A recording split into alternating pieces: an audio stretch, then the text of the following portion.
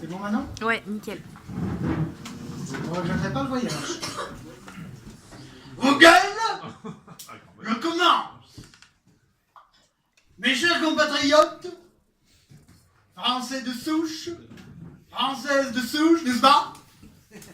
Je suis ravi de voir que le politiquement correct n'a pas encore gagné tous les combats et que votre cher vieux papy dégueulasse Jean-Marie a encore les faveurs de votre attention, puisque mon livre de mémoire est en train de faire un tabac dans les FNAC. FNAC, appellation qui est chère à mon cœur, puisqu'elle me rappelle une autre FNAC, la Fédération Nationale des Anciens Collaborateurs. François Corderet, qui est un des derniers employés de la FNAC, à savoir à peu près son alphabet par cœur, m'a d'ailleurs confié que j'avais vendu à peu près autant d'exemplaires que le charme discret de l'intestin. Ce qui ne me surprend guère, puisque dans les deux cas, on traite du mode de fabrication de la merde. Et c'est donc à Poitiers, ville qui m'est chère, puisqu'on y a arrêté les Arabes en 732, grâce entre autres au feu tricolore de Vouillé. C'est donc à Poitiers que j'ai réservé l'exclusivité des bonnes feuilles du volume 2 de mes anecdotes de vie, volume 2 que j'ai intitulé « Ça pue la mort, coucou c'est moi », avec une magnifique préface de Laurent Wauquiez. Chapitre 1, Algérie, j'avoue que j'ai bien ri. 7 avril 1960, nous décidons, avec mon ami, le colonel Ossares, que nous avions surnommé du tendre surnom d'Ossares SS, pour qu'on se reconnaisse entre nous, nous décidons donc, en colons responsables et civilisateurs, d'aller installer l'électricité dans un village, et en particulier sur les testicules de Mohamed Bollari, militant FLN. Je ne suis d'ailleurs pas peu fier de rappeler qu'à cette occasion, nous avons innové en inventant le compteur Linkouille, bien avant le compteur Linky, et avec, je dois le dire, autant de réticence de la part des abonnés. Si ce n'est plus. Chapitre 2, 1972, mort aux Juifs et aux Félouzes. C'est en revenant d'une ratonnade avec quelques amis, dont Alain Madelin, que nous décidons que nos virées ludiques, de par leur côté convivial et xénophobe, méritent bien la fondation d'un comité des fêtes. Donc, nous nous réunissons un beau soir, qui est resté dans l'histoire comme la nuit des longs fachos, où il est décidé que nous nous appellerons Front National. Pourquoi Front National? Eh bien d'abord, parce que le terme front, évoque le doux bruit du char allemand qui vient de passer la frontière. Et ensuite, national, parce que je parle du nez, ce qui donne national, ce qui provoque en moi, encore aujourd'hui, une semi-érection. Chapitre 3, 1983, il n'y a que moi qui dis ça. À cette époque, je connais la loi des strass, des paillettes et de la célébrité médiatique, en devenant l'invité régulier de l'émission comique dominicale L'heure de vérité, où mon clown blanc, François-Henri Virieux, fait de moi l'homme qui dit tout haut ce que personne ne pense encore tout bas. C'est à cette époque que je me mets à développer un sens de l'humour et de la provocation hors du commun, avec des jeux de mots comme dur à four crématoire. Blague qui, à cette époque, faisait rire mes vieux amis Maurice Papon et René Bousquet.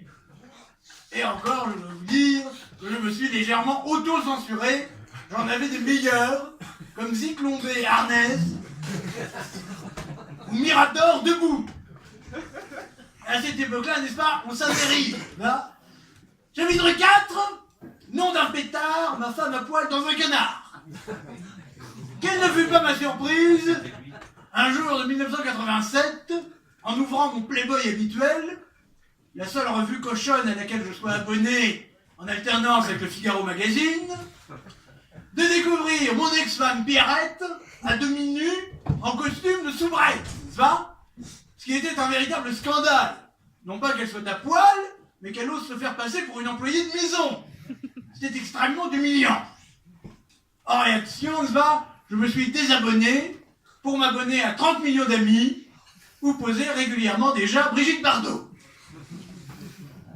Chapitre 7, 2002, Jean-Marie va au Brésil pour danser la samba. Ce soir du 21 avril 2002, je dois le dire, un fol espoir s'empara de tout mon être.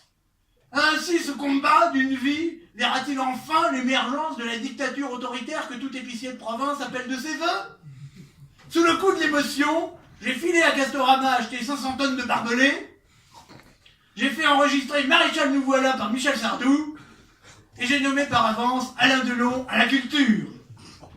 Manque de peau, une semaine plus tard, je suis obligé de revendre mes barbelés à Guantanamo et de balancer Alain Delon dans une décharge sauvage.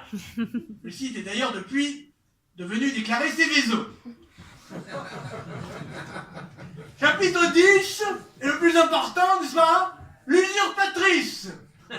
Car il est temps pour moi de clore ces mémoires en dénonçant le plus grand scandale de ce début du XXe siècle avec le changement de recette des pépitos. Marine Le Pen. Marine Le Pen, il faut que les choses soient claires. Je ne connais pas cette jeune femme qui se présente depuis quelques années comme ma fille. D'après ce que je sais, car nous nous sommes très peu vus tous les deux, elle a été recueillie il y a quelques années par une panthère du nom de Florian Philippot. Panthère aux mœurs douteuses, une panthère rose même, il peut dire, qui a fait de mon parti de mâle, viril, immature et atteint de micropénis un ramassis de gestapettes qui remuent leur petit cul ferme et rebondi dans des surplus de l'armée allemande qui ne méritaient pas un tel destin, tu vois? Je soupçonne même Madame Le Pen d'être une intermittente du spectacle, rémunérée au cachet pour faire de notre grand parti haineux une colonie de vacances avec option racisme et antisémitisme, comme on trouve une option potentielle. Je suis désolé, mais à mon époque, à moi, le juif avait un nez crochu, l'arabe était lifu, le nègre était sous-développé, et on n'avait pas peur de le dire. Aujourd'hui, on le pense toujours, mais on le dit trop peu. À part mon grand ami Dieudonné. J'apprends aujourd'hui que cette Madame Le Pen souhaite changer le nom de notre parti. Mais alors, excusez-moi, mais c'est la fin de tout. Alors, comment va-t-elle l'appeler, la foire faf? L'ennemi canine? Mais il faut que cette semi-folle sache qu'elle me trouvera toujours sur sa route pour lui barrer le chemin, et qu'elle sache que je ne suis pas seul. Il y a avec moi Clovis, Charlemagne, Charles Martel, François Martel, et bien sûr, Jeanne d'Arc, Jeanne, viens m'aider, Jeanne, vous êtes Jeanne? Non, comment? Vous êtes mon infirmière? Mais, excusez-moi, mais vous êtes camerounaise?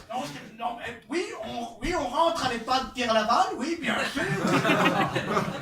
Par contre, très chère madame, je dois vous prévenir, si la France est éternelle, je crois que ma couche, elle, ne va pas tenir 2 heures. Alors rentrons vite, n'est-ce pas?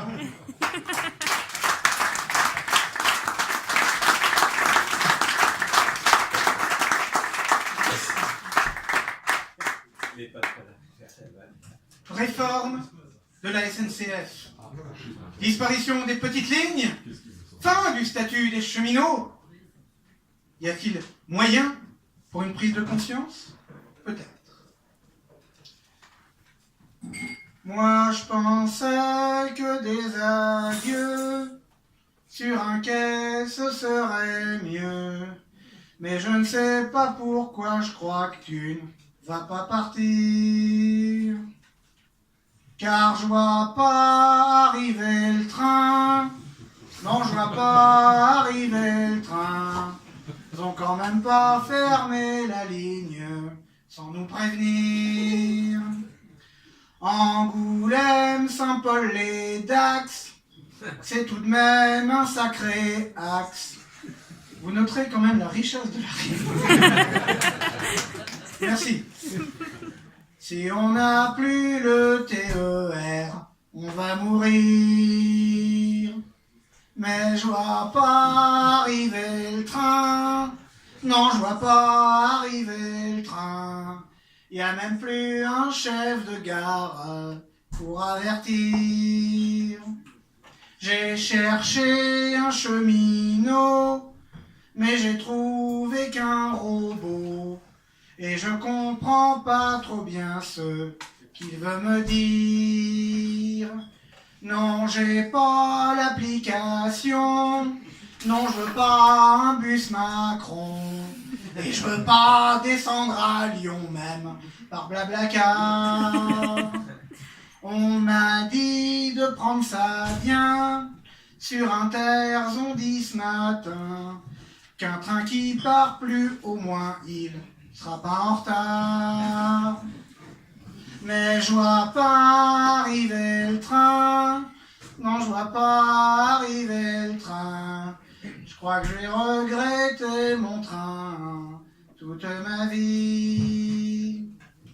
Je crois que je vais regretter mon train toute ma vie.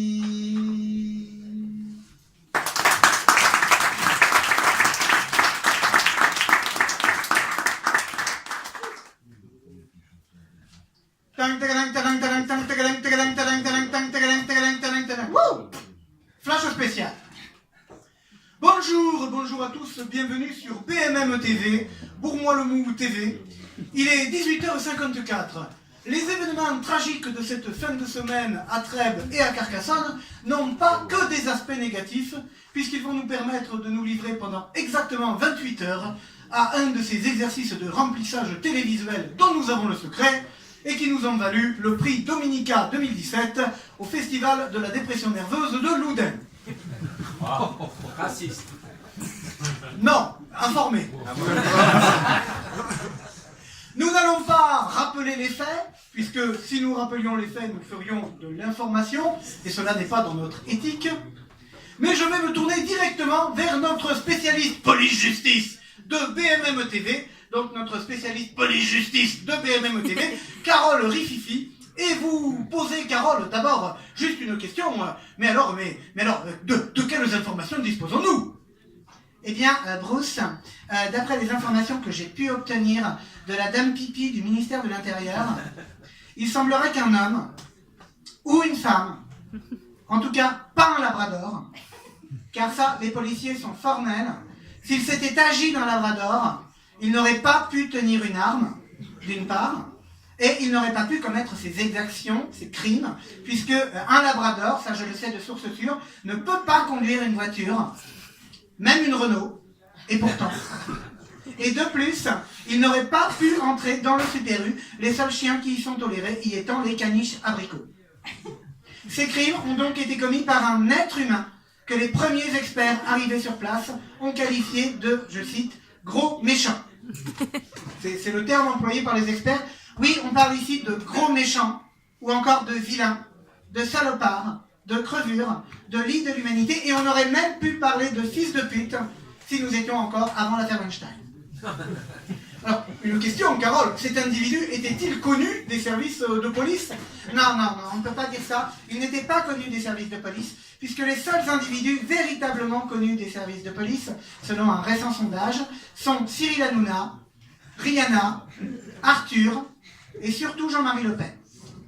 Non mais je veux dire, Carole, cet individu était quand même fichier S. Il était quand même fichier S. C'est un individu qui était quand même fichier S. Oui. Oui, bah alors il était quand même fichier S. Oui, mais bon, fichier S comme tout le monde, hein. Puisque, comme vous le savez, suite à un manque de moyens criant dans la police, tout le monde est fichier S, a priori en fait. Il faut demander une dérogation pour ne pas être fichier S. Pour vous donner une petite idée, même Nolwenn Leroy est fichier S. Ah, quand même. Et une dernière question, Carole. Quel est l'état d'esprit de la police à cette minute précise ? Quel est l'état d'esprit de la police ? À cette minute précise, 19h42, ils peuvent plus prendre la voiture déjà. C'est le seul point commun entre une brigade de police et une équipe d'improvisation théâtrale. Ah bon, ben merci beaucoup Carole. Je me tourne maintenant vers notre profiler de la radio, le grand spécialiste du fait divers, Fabrice Drounel. Fabrice Drounel, est-ce que vous pourriez essayer de nous faire comprendre ce qui s'est passé par la tête du terroriste ce jour-là ? Ce matin-là, l'agresseur, que nous appellerons Guillaume Texier pour préserver son anonymat, Guillaume Texier est furieux. Il n'a plus de cracotte pour son petit déjeuner, le pot de confiture de groseille est vide, et c'est la goutte qui fait déborder sa cafetière, déjà bien encombrée. Il enfile sa veste en velours côtelé marron et va faire un tour pour se changer les idées. C'est en croisant une mère de famille centriste à l'entrée d'un square qu'il a un flash. C'est aujourd'hui qu'il doit renverser le gendarme et prendre des otages dans un Super U. Bigre, se dit-il, voilà qui ne m'arrange pas. J'avais pris ma journée pour aller voir la ch'ti de famille au CGR et me prendre une bonne pinte de rire. Voilà qui contrecarre mes plans. Il rebrousse donc chemin pour aller se livrer à sa sale besogne.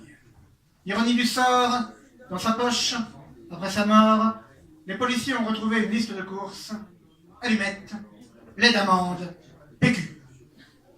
Merci Fabrice, alors on s'y serait cru, même que si qu'on n'y était pas. On l'a beaucoup dit, ces faits se sont déroulés au Super U et nous avons à présent l'avantage d'accueillir celui qui est le plus grand spécialiste français de la prise d'otage en supermarché, Jean-Hugues Rayon. Alors Jean-Hugues, y a-t-il une spécificité de l'intervention en Super U?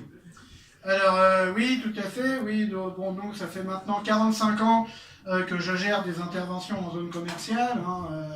Moi, quand j'ai débuté dans le métier, on était, on va dire, sur de la grosse épicerie, du Félix Potin un peu bordélique, au magasin Corsair en rupture de stock.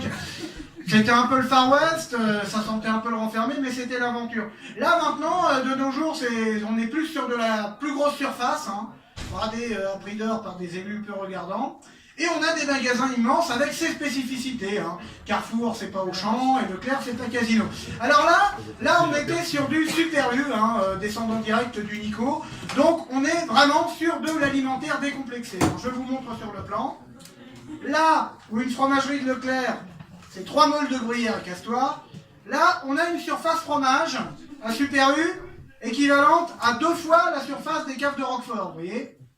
Pour vous dire, dans les fromageries de Super U, on trouve même des fromages qui sont venus tout seuls. Tellement c'est sympa et qu'il y a de la place. Donc le problème qu'on a sur ce type de site, c'est une très très grande gêne olfactive, d'autant qu'ils ont mis le rayon de fleurs juste à côté et que ça se mélange.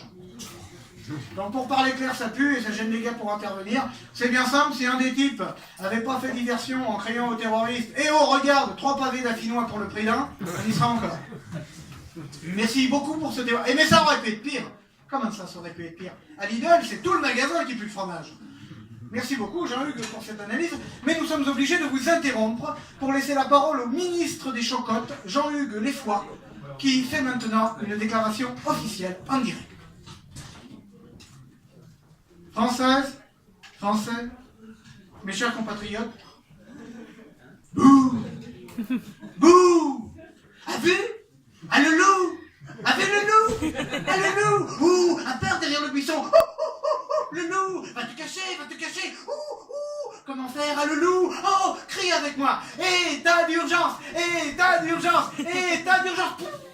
Oh! A vu! A pu le loup! A pu peur! A pu le loup! État d'urgence! A pu le loup! A pu le loup! A pu mouvements sociaux! A pu les emmerdes! A pu le loup! On peut dormir maintenant! Merci de votre attention. Cela a le mérite d'être aussi clair qu'un éditorial de Christophe Barbier. Pour terminer cette édition spéciale, nous avons un scoop. Nous avons en exclusivité, par téléphone, la première interview depuis sa mort du lieutenant Arnaud Beltrame, qui est en direct avec nous. Lieutenant Beltrame? Oui. Vous êtes où? Au paradis. Où ça, au paradis? À la gendarmerie qui est à côté du péage, comme d'habitude. Et Arnaud Beltrame, vous êtes fier, aujourd'hui, d'être le héros de tous les Français? Ouais. Arnaud Beltrame, je sens qu'il y a un malaise. Il y a quelque chose que nous devrions savoir? C'est juste que ce jour-là, j'avais justement pris ma journée pour aller voir la ch'ti de famille au CGR et me prendre une bonne pinte de rire.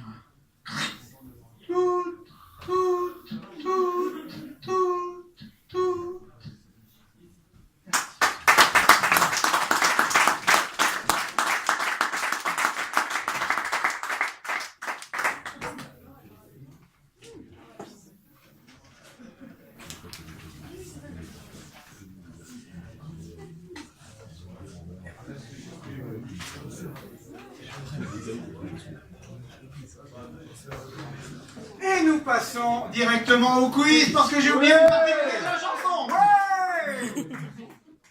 Les prix que vous ne pourrez pas gagner en ne jouant pas à ce quiz sont: troisième prix, vous recevrez une prime de charbon. Comme ces privilégiés de la SNCF qui ne la touchent plus depuis 1976, mais il n'empêche que... Je rappelle au passage que le charbon est très efficace contre la diarrhée, y compris la diarrhée verbale, mais Christophe Castaner fait ce qu'il veut.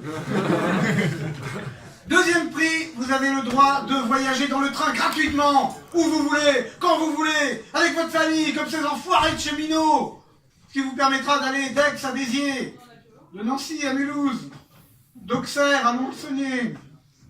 Est-ce vraiment un privilège de pouvoir faire tous ces trajets? Et puis entre nous, pouvoir entoler ses enfants dans le premier TER qui passe, n'est-ce pas un peu de la légitime défense? Premier prix, enfin, vous aurez le droit de faire n'importe quoi avec vos trains électriques, comme certains enfants gâtés et Guillaume Pépi qui fait ça depuis plus de 10 ans à la tête de la SNCF. Première question, mouvement de défense du service public face à la réforme enclenchée par le gouvernement. Quelles vont être les contre-propositions effectuées par les syndicats et destinées à remuer la conscience des contribuables? Petit A, mettre des émissions intéressantes et regardables sur France 2 à 20h30. Je dis bien à 20h30, pas à 21h. Ce qui contraindra les gens à se priver d'une demi-heure de Cyril Hanouna, ce qui est une des missions du service public. Petit B, deuxième solution, rendre les sandwichs SNCF mangeables et accessibles à tous sans avoir à effectuer un emprunt préalable à sa banque. Ou petit C, interdire les chansons d'Henri Dess dans les écoles, ce qui avait déjà fait l'objet d'une résolution de l'ONU de 1977, jamais appliquée. Deuxième question, terrorisme, attaque sanglante à Trèbes et à Carcassonne. Attentat revendiqué par Daesh, mais quelles sont les autres revendications dont les médias ne nous ont pas parlé? Petit A, une revendication de Robert Ménard, qui rappelle que si on avait balancé du napalm dans un rayon de 200 km autour de Béziers, rien de cela ne serait arrivé. Petit B, une revendication de Donald Trump, qui rappelle que si la fromagère de Super U avait été armée, même d'un fromage corse, les choses n'auraient sans doute pas tourné pareil. Ou petit C, une revendication d'Édouard Leclerc, qui affirme toute sa solidarité à Super U, mais rappelle tout de même qu'à Carcassonne, la boîte de haricots verts extra fin 250 grammes origine France est moins chère chez Leclerc. Nicolas Sarkozy mis en examen. Je le redis. Nicolas Sarkozy mis en examen. Encore. Nicolas Sarkozy mis en examen. Cela faisait des années que d'instinct, sur tous les traitements de texte de tous les ordinateurs, les correcteurs d'orthographe après Sarkozy rajoutaient directement mis en examen. Que risque-t-il, notre ancien président, futur bagnard? Petit A, 80 heures de travaux d'intérêt général, comme par exemple vendre des Rolex à la sauvette à la sortie du métro. Petit B, du sursis, mais contre la promesse de rendre l'argent, ce qui suffirait à combler la dette de la SNCF. Ou petit C, l'immunité totale, à condition qu'il charge Ségolène Royal, qui a été réveillé par tout ce boucan, qui a envie de revenir, et ça c'est vraiment flippant.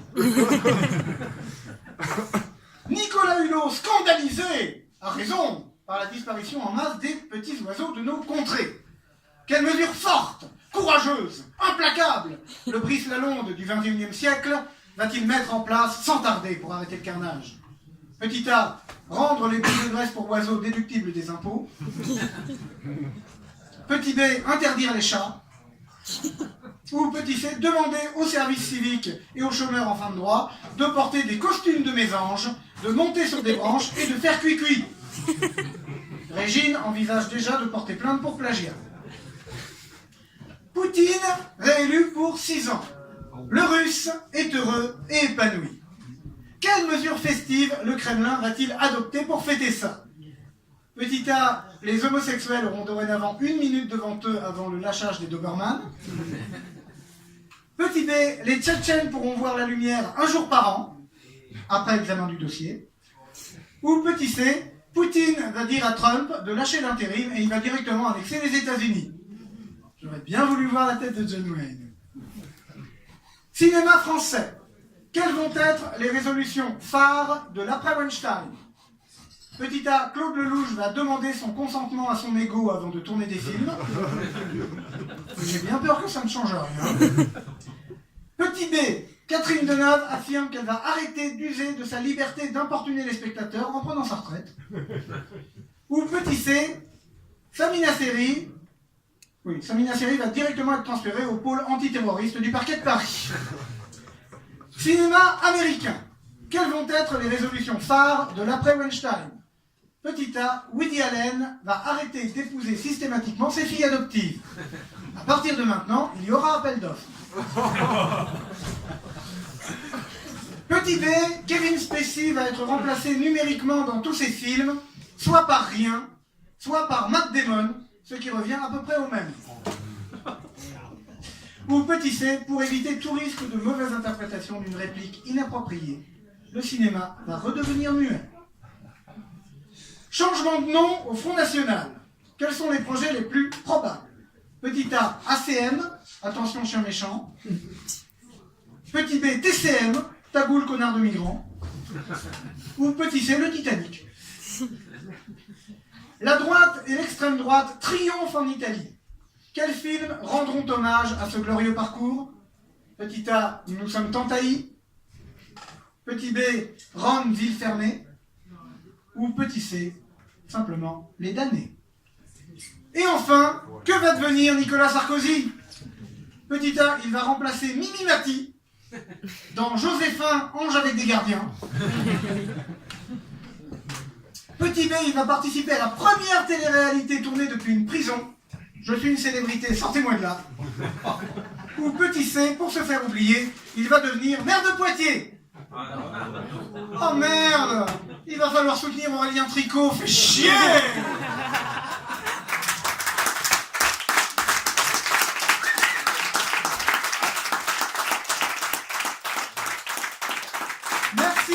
Merci à tous. Le Viandox de ce soir a été filmé par Manon Arfeuillère. Si vous n'avez pas tout compris, vous pouvez revoir ça sur YouTube. Et si vous n'avez toujours pas... Vous n'avez pas compris, madame, tout? Ah, si, vous ne voulez pas comprendre, c'est ça. Vous pouvez me frapper hein, après le spectacle, c'est compris dans le prix du ticket. Merci à Vincent Daquet pour le son. Nous nous retrouvons, si vous le voulez bien, le mardi 24 avril.